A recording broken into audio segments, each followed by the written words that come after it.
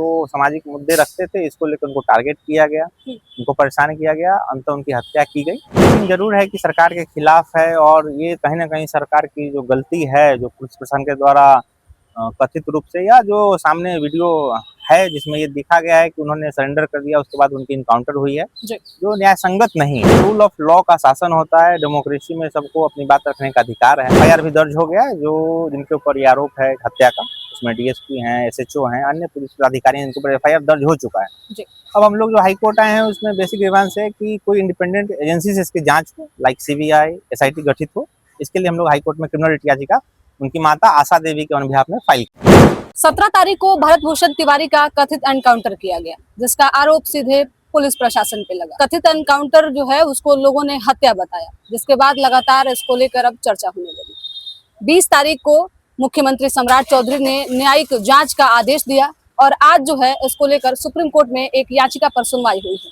उस सुनवाई में जो सीबीआई जांच की बातें कही जा रही थी उससे सुप्रीम कोर्ट ने साफ तौर पे खारिज कर दिया है और उन्होंने कहा है कि हाई कोर्ट में इसको लेकर आप याचिका दायर कीजिए, हाई कोर्ट इसको देखेगा। इसी को लेकर बातचीत करेंगे। हमारे साथ भरत भूषण तिवारी के एनकाउंटर का जो केस है उसको देखने वाले वकील हमारे साथ हैं, उनसे ही बातचीत करेंगे और अब तक क्या कुछ कानूनी प्रक्रिया आगे बढ़ी है जानने का प्रयास करेंगे। सर, भरत भूषण तिवारी का केस आप देख रहे हैं, बिल्कुल। क्या प्रक्रिया अभी आगे चल रही है? अभी हम लोग इसमें हाईकोर्ट में क्रिमिनल रिट याचिका दाखिल कर रखे हैं, जिसमें अग्रिम सुनवाई के लिए हम लोगों ने मेंशन किया था बेंच के समक्ष, जो अभी अंडर कंसिडरेशन है और लगता है कि सामने आने वाले 2 हफ्ते में इस पे सुनवाई संभव है। यहाँ पे क्या लग रहा है इस मामले में कब तक कुछ देखिए मैम, समस्या ये है कि अभी तक तो उनकी माताजी या उनके परिवार की तरफ से कोई पिटीशन फाइल नहीं हुआ था। उनकी माताजी के अनबिहाफ में हम हाईकोर्ट में क्रिमिनल रिट याचिका दाखिल किए हैं, जो अभी सुनवाई के लिए लंबित है। अन्य जो भी मैटर फाइल हुए हैं वो उनके परिवार या उनके द्वारा नहीं किए गए थे। सर, लगातार ये इसमें आप लोग केस लड़ रहे हैं, कहीं ना कहीं ये सरकार के खिलाफ भी केस है। भरत भूषण तिवारी का एनकाउंटर का जो केस है वो सरकार के अगेंस्ट है, क्या कुछ कठिनाई भी आ रही है इस मामले को देखने? नहीं, ऐसा कोई कठिनाई नहीं है, लेकिन जरूर है कि सरकार के खिलाफ है और ये कहीं ना कहीं सरकार की जो गलती है, जो पुलिस प्रशासन के द्वारा कथित रूप से या जो सामने वीडियो है जिसमें ये दिखा गया है कि उन्होंने सरेंडर कर दिया, उसके बाद उनकी इनकाउंटर हुई है, जो न्याय संगत नहीं है। क्योंकि रूल ऑफ लॉ का शासन होता है, डेमोक्रेसी में सबको अपनी बात रखने का अधिकार है।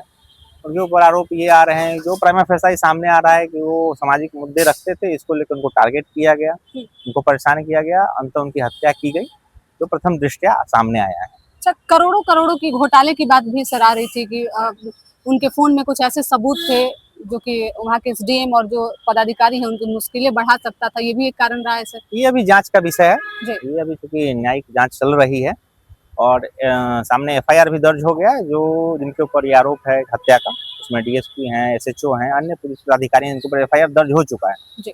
अब हम लोग जो हाई कोर्ट आए हैं उसमें बेसिक ग्रीवांस है कि कोई इंडिपेंडेंट एजेंसी से इसकी जांच हो, लाइक सीबीआई, एसआईटी गठित हो। इसके लिए हम लोग हाई कोर्ट में क्रिमिनल रिट याचिका उनकी माता आशा देवी के अभिभाषण में फाइल किए हैं। सर, कब तक इस केस को जो है वो देखी जाएगी और कब इसमें कुछ हम लोग के स्तर से जो किया जा सकता था हम लोगों ने उनके लिए बेंच के समक्ष मेंशन किया है, वो हम लोग का एक अधिकार है। अब ऑनरेबल बेंच उसको कंसीडर करेंगे, कब सुनते हैं। आशा है कि अगले 1-2 हफ्ते में उसमें पहली सुनवाई संभव है।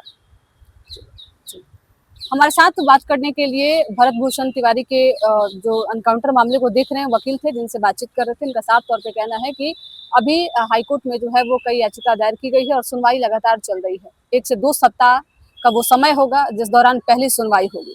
फिलहाल इस खबर में इतना ही। वीडियो अच्छी लगी तो शेयर कीजिएगा, साथ ही हमारे यूट्यूब चैनल संचित को सब्सक्राइब करके फेसबुक पेज को